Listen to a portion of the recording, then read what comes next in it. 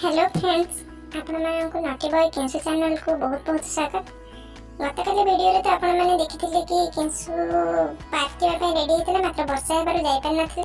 तेबे चलंतु आज देखिबा केंसु केउ पार्क को बुलिया को जायछि ओ सेठारे केते मात्रा रे एन्जॉय करछि। दया करे वीडियो को शेष पर्यंत देखंतु ओ वीडियो को लाइक शेयर करिया पे जमार मध्य भूलिबे नहीं।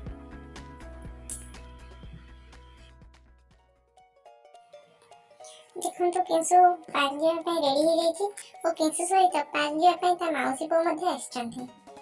जी केंसु ता बाबा मामा और माउसी पो सहित पार्क जाय पे बाहरछि।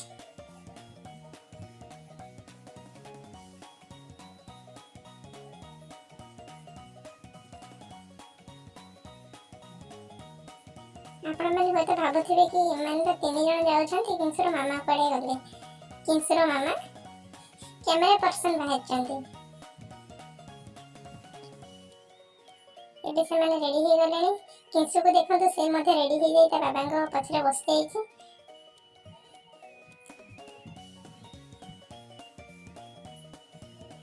हमें तो केंसु तो अंगुले रहे तो जे माने अंगुल रो किबा अंगुले रहउछंती से माने वीडियो टी देखि निहाती जान परिबे कि केंसु केउ पार्क को जाउछि।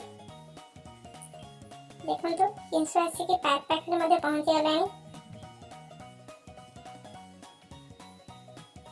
एक्चुअली केंसु तार जन्म होवा परे माने ए 11 मास भीतर से केबे भी ते बाहर को आसीनी, कारण कोरोना टाइम चली दिला तो से आज फर्स्ट टाइम पार्क बुलिया को आछि। सब गाड़ी रा साउंड सुनि से बारंबार ले पछो चाहछि।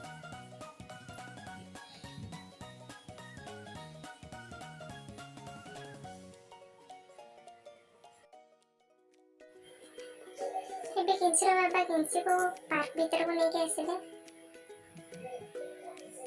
केंसु तो बहुत अनकंफर्टेबल फील भी करूची, सेति पई त माउसी पदा को आसी पार्क भीतर को नै जाउछंदी।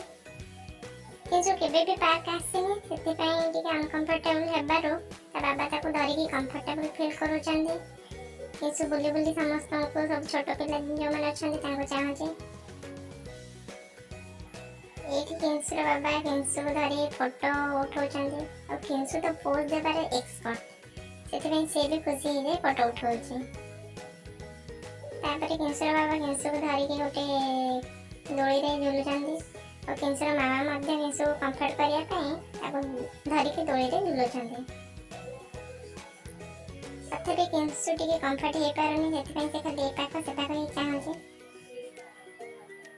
मामा चेष्टा करछन देखि ताको केमति कंफर्ट करिवे। आसीबार 10-15 मिनिट हे गलानी, तथापि केंसु टिके डरिला भई रहउछि एवं कंफर्ट फील करूनी। देखो तबे हम देखिबा कि नेक्स्ट वीडियो रे केंसु कंफर्ट हेबा पर केते मात्रा एन्जॉय करछि। तबे केंसु नेक्स्ट वीडियो टे देखिया पई जे माने हम चैनल को सब्सक्राइब करना आंते दया करी जल्दी जल्दी सब्सक्राइब करनिया तो पाखरे थिबा बेल बटन टे को प्रेस करनिया। Thank you.